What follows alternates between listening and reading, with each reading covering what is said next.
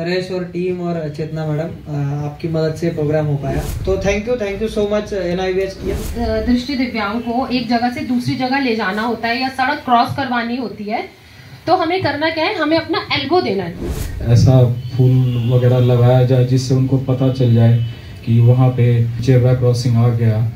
आप देखोगे आपने बना दिया फुटपाथ, तो बना दिया, कई जगह बन गया है, लेकिन उसमें कई जगह गड्ढे रह जाते हैं। दो तरह के बैरिकेडर्स होते हैं, एक जो ऐसे बॉडी होती है ऊपर, फिर दाएं बाएं से फ्लैट ऐसे करके निकले होते हैं, यूं करके।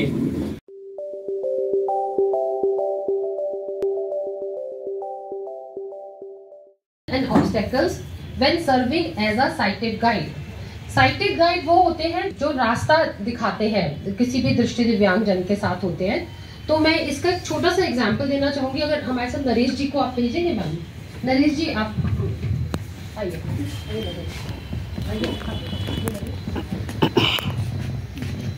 यहाँ जैसे जब हम लोग आए थे तो नरेश जी आपको से रिक्वेस्ट है, आप एक बार यहाँ चेयर पर बैठिए। हाँ, यहाँ बैठिए चेयर पर।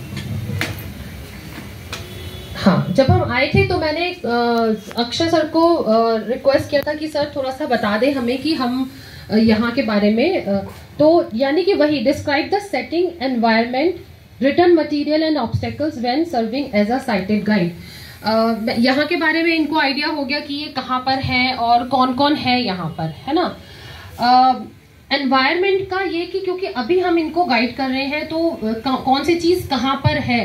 मान लीजिए इनको अगर अंदर आना है तो इनको पता होना चाहिए कि कहाँ पे टेबल है। जैसे जब कोई अंदर आएगा तो हम बताएंगे, कोई दृष्टि दिव्यांग आते हैं तो आपके राइट हैंड और लेफ्ट हैंड साइड दोनों तरफ चेयर्स लगी हैं और आपके 10 कदमों के बाद कुर्सियां रखी हैं और टेबल रखा है। तो इस तरह से हमें डिस्क्राइब करना होता है। इसके अलावा when serving as a sighted guide, offer your arm और शोल्डर रादर देन ग्रैबिंग और पुशिंग द इंडिविजुअल। ठीक है, अब ये क्या है, मैं आपसे रिक्वेस्ट करूंगी, बताइए आप प्लीज।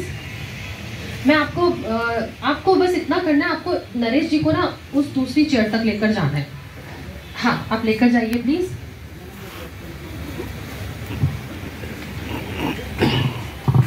यस, ठीक है, बस धन्यवाद, थैंक यू।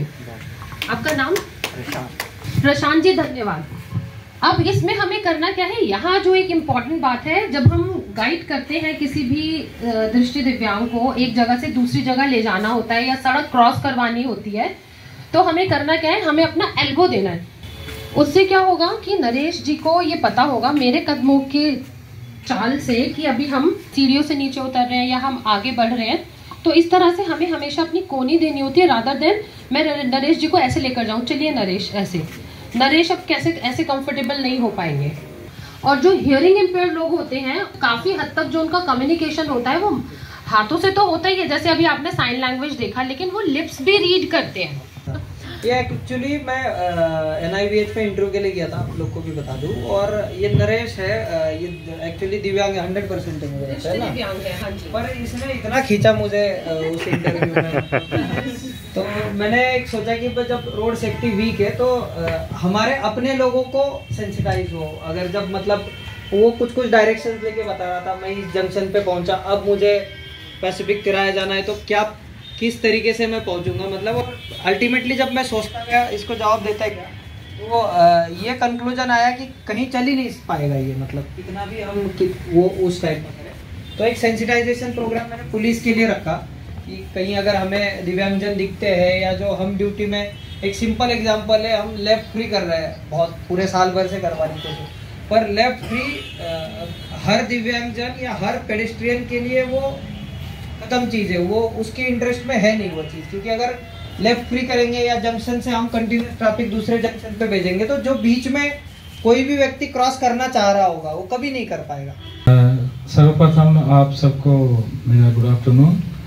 और सर, मैं यहाँ पे जो स्मार्ट सिटी वाले हैं और जो अक्षय सर हैं, उन सबको संबोधित करते हुए कहना चाहूँगा कि सर, एक्सेसिबल जो होता है बैरियर फ्री एनवायरनमेंट होता है, अर्थात हिंदी में बोलूँ तो बाधा मुक्त वातावरण। हम जिस भी एनवायरनमेंट में रहते हैं, यदि वो हमारे लिए बैरियर फ्री हो जाए, जैसे ट्रैफिक के सिग्नल होते हैं, ट्रैफिक के रूल रेगुलेशन होते हैं, तो उसके अकॉर्डिंग हमें कई बार जाना आना होता है। तो मैं खास करके स्मार्ट सिटी के इंटेलिजेंस लोगों का भी ध्यान अपनी ओर आकर्षित करना चाहूँगा और नरेश जी की भी बातों का जवाब देना चाहूँगा कि सर जो वीआई पर्सन होते हैं वो स्मेल और साउंड पे डिपेंड होते हैं।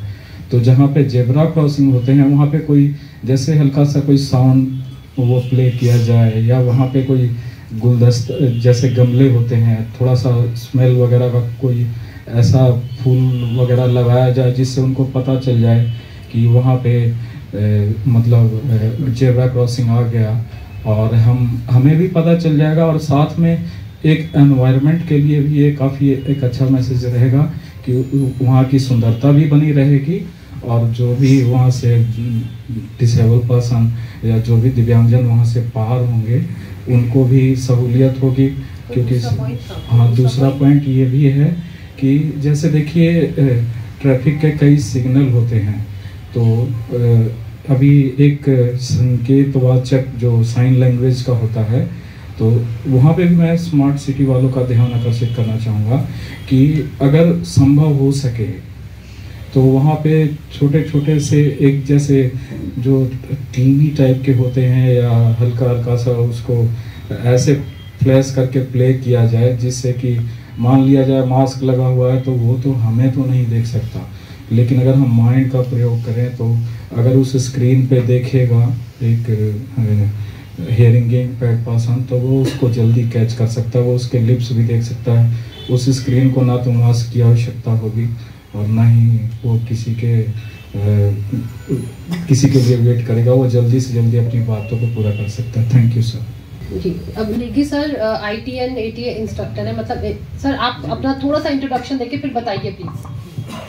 सभी को नमस्कार, और मैं ITN ATA एजुकेटर हूँ। मेरा काम है एक्सेसिबल टेक्नोलॉजी से डील करना। तो ट्रैफिक के बारे में पहले फर्स्ट पॉइंट तो मैं ये कहना चाहूँगा कि देहरादून जो स्मार्ट सिटी है उन्होंने एक प्रयास किया कि कुछ रेड लाइट्स हैं और जहाँ लाइट है चौराहे में वहाँ पर कुछ डिवाइसेस लगे हुए हैं ट्रैफिक के, है ना। स्मार्ट सिटी वाले को पता होगा, वो हमारे पास भी आए थे एक बार, हम लोग एक दो बार मीटिंग भी हुई है। उसमें यही था कि भाई ठीक है आपने डिवाइस लगा दिया है, लेकिन उस डिवाइस तक पहुँचेंगे कैसे, मतलब जिब्रा क्रॉसिंग यहाँ पर है या डिवाइस यहाँ पर है वो मालूम कैसे चलेगा। उस बारे में उन्होंने कहा था कि कोशिश करेंगे, लेकिन अभी तक क्या किया उसके बाद कोई फीडबैक नहीं मिला। तो इस बार उम्मीद है कि आप लोग कुछ करेंगे उस पर, क्योंकि डिवाइस लगा देना ही पर्याप्त नहीं है, डिवाइस तक पहुँचाना भी पर्याप्त जरूरी होता है ना। मान लीजिए पॉलिसी बना दिया, पॉलिसी में इम्प्लीमेंटेशन का कोई रास्ता ही नहीं है, तो फिर फ़ायदा क्या हुआ उस पॉलिसी को बनाया हुआ, तो वेस्टेज ऑफ मनी हो जाएगा। वो डिवाइस चल रहे हैं कई जगह पर, मैंने देखा है। दूसरी बात ये है कि आप देखोगे आपने बना दिया फुटपाथ, तो बना दिया, कई जगह बन गया है, लेकिन उसमें कई जगह गड्ढे रह जाते हैं। एक बार पिट खुल गया तो खुला ही रहता, कई दिनों तक खुला रहता है। अभी आप लाइव एग्जांपल देखना है आपको, तो हमारे जो NIBS का तो मेन गेट है, वहाँ से आप जाइए उसकी तरफ जाखन की ओर, तो आप वहाँ पर देखोगे कई गड्ढे खुले होंगे, और वो अभी हाल ही में बना है वो, लेकिन उसके बावजूद मतलब हाल ही में बनने के बावजूद वो एक्सेसिबल नहीं है। ना तो वहाँ पर लोकोमोटर डिसेबिलिटी उसमें चल सकते हैं, और ना ही जो है विजुअली इम्पेयर्ड अच्छी तरह से चल सकते हैं। पेड़ों की टहनी तो खैर है ही है, वो तो आते रहेंगे करते रहेंगे, लेकिन फिर भी कहीं पर वो ऊंचा बना दिया, कहीं पर जो है बीच में पता नहीं चबूतरा टाइप से कुछ बना दिया। तो इस तरह से मतलब आज के युग में भी मुझे लगता है कि PWD या पुलिस डिपार्टमेंट या अदर जो स्मार्ट सिटी वाले हैं अगर अवेयर नहीं है इस चीज़ को लेकर, डिसेबिलिटीज़ को लेकर, वो भी बगल में डिसेबिलिटी वाला इंस्टीट्यूट है, कभी पूछने भी नहीं आ रहे आप लोग कि क्या कैसे करना है। भी एक अच्छा एग्जाम्पल वहाँ बनाया जा सकता था, लेकिन वो नहीं हुआ। तो मेरा ये अनुरोध है कि थोड़ा सा इम्प्लीमेंटेशन की जो भी चीज़ आप करते हो उसका प्रॉपर फीडबैक लें, थोड़ा रिसर्च करें, क्योंकि जैसा अभी हमें इन लोगों ने कहा, इन्होंने जो चाहिए वो कहा, तो मैं तो ये कहूँगा कि आप थोड़ा सा रिसर्च बनाने से पहले रिसर्च एंड फीडबैक दोनों लें, उसके बाद बनाएं। अदरवाइज वो बनने के बाद अगर हमें बुलाते हो या रिसर्च करते हो या फिर फीडबैक लेते हो तो फिर उसका कोई फिर तोड़ना पड़ेगा उसे। मतलब ऐसा हो गया ना एक्सेसिबिलिटी के लिए। मैं हमेशा ये बोलता हूँ कि from the inception of the programme we have to see the accessibility. बिल्कुल प्रोग्राम के शुरुआत से ही एक्सेसिबिलिटी देखना जरूरी है। अगर आप बाद में बनाओगे, एक बिल्डिंग बना दोगे फिर उसमें खिड़की नहीं बनेगा तो क्या होगा, फिर आप बिल्डिंग तोड़ोगे कहीं ना कहीं से। तो ये ना करके पहले से ही रिसर्च करें तो अच्छा है, और जो भी उसमें बाधाएं हैं वो दूर करें। और बहुत ज़्यादा ऐसे कोई हाई फाई एक्सेसिबिलिटी की भी बात नहीं कर रहे हैं, बस एक कनेक्टिविटी प्रोवाइड कर दें, और कनेक्टिविटी प्रोवाइड करते समय उसमें कोई बाधा ना हो, इतनी आवश्यकता है। बाकी आप कैसे भी करें वो समय के अनुसार होता है। मान लीजिए यहाँ की आवश्यकता, देहरादून की आवश्यकता कुछ और होगी, कुछ हिल एरिया है, कुछ जो है प्लेन है, दिल्ली की आवश्यकता कुछ और होगी। तो एज पर द सिचुएशन हमें उसको डील करना चाहिए, ये मेरा अपना मानना है। Thank you. तो मैं जाऊंगा, मेरी नाक टकरा जाएगी या इधर लग जाएगा उधर लग जाएगा। आप देख भी पा रहे होंगे जब मैं हंस रहा था मेरे 3 दांत टूटे थे। तो इसी वजह से मैं हालांकि किसी पर्टिकुलर को नाम नहीं दे रहा। तो दूसरा होता है जब पुलिस बैरिकेटिंग करती है, वो दो तरह के बैरिकेटर्स होते हैं। एक जो ऐसे बॉडी होती है ऊपर, फिर दाएं बाएं से फ्लैट ऐसे करके निकले होते हैं यूं करके, तो वो भी लगने के चांसेस होते हैं। अगर वहां पर पुलिस डिप्लॉयड है या दूर खड़ी है, वो कोई एक विसल बजाते अगर पास में नहीं आ सकती कि मतलब थोड़ा अलर्ट हो जाए कि हाँ कुछ है। और तीसरा ये है कि सीढ़ी वाले जो फुटपाथ पर खड़े होते हैं, तो मैं चाहता हूँ कि पुलिस उनके साथ एक वॉलंटरी सर्वे करे और उन्हें कहीं एक जगह पर रखे, अलग कॉलोनी की अलग जो हॉकर्स होते हैं, पैडलर्स होते हैं, उनको एक जगह पर इकट्ठा करें कि आप यहीं सब्जी बेचें, ताकि एक्सेस फ्री हो सके किसी के लिए भी।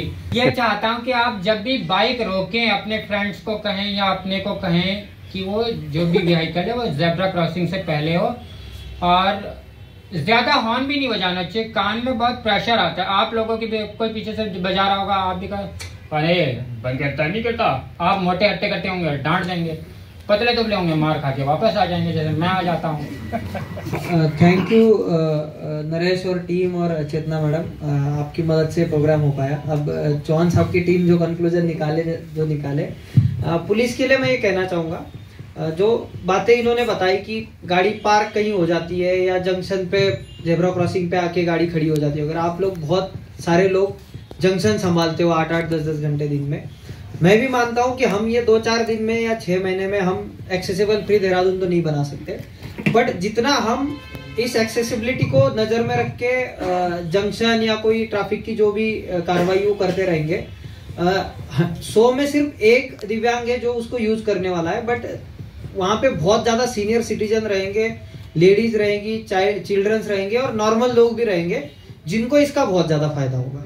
मतलब जब भी कोई चीज एक्सेसिबल रहेगी, कोई भी हम लोग जब भी चलते, इतना मैं इंसिस्ट करता हूँ फुटपाथ से सामान उठाओ, नरेश को बोलता हूँ, या गाड़ियां पार्क नहीं होने देते। अगर आप 200, 300, 400 मीटर भी फुटपाथ पर चल नहीं पा रहे हो तो उसका कोई यूज ही नहीं है। मतलब फिर वो बाकी शहर में जो करोड़ों रुपए के फुटपाथ मिल रहे हैं उसका कोई फायदा ही नहीं होता है। तो कहीं ना कहीं वो गवर्नमेंट में हुआ है, बहुत सारे डिपार्टमेंट से जो इन्वॉल्व है। अब हम बोल सकते हैं उस पर पोल लगा है, कोई बोलेगा बिजली का ट्रांसफॉर्मर है, पर एक वो रहती है मेरी फर्श मुझे साफ रखनी है। तो जितनी हमारी पुलिस के अंडर में जितना चीज आता है या जो हम कर सकते हैं, एक बैरिकेड का एग्जांपल उसमें दिया, उसमें भी वो है कि जो भी चीजें हम यूज करें वो कुछ ना कुछ स्टैंडर्डाइज चीजें हो। मतलब हम एक 4 फीट ऊंचा अगर बैरिकेड हर जगह यूज करते, पता चला किसी से हम इग्नोर कर देते किसी बैरिकेड्स का, कुछ टीना टूना टूट के बाहर निकला हुआ है वगैरह, पर वो कहीं ना कहीं किसी ना किसी को चोट लग सकती है। या जो इसने दांत का एग्जांपल दिया, ये दिया, कहीं ना कहीं मतलब वो इम्पैक्ट करती है। तो हमारी एक्शन से डायरेक्ट फायदा 100% फायदा या एकदम से जो दिव्यांग है वो बहुत स्मूथली चलने लगा, ये नहीं हो पाएगा। But there will be 40, 50, 60% of population जिसके लिए ये बहुत ज्यादा राहत देगा। तो thank you so much NIVH team, thank you smart city की टीम, PWD के लोग भी है, जल निगम के भी लोग हैं, तो बाकी भी गवर्नमेंट डिपार्टमेंट से लोग हैं, और ट्रैफिक के लोग आप इतना सुबह से ड्यूटी करने के बाद ज्वाइन हुए, तो थैंक यू सो मच।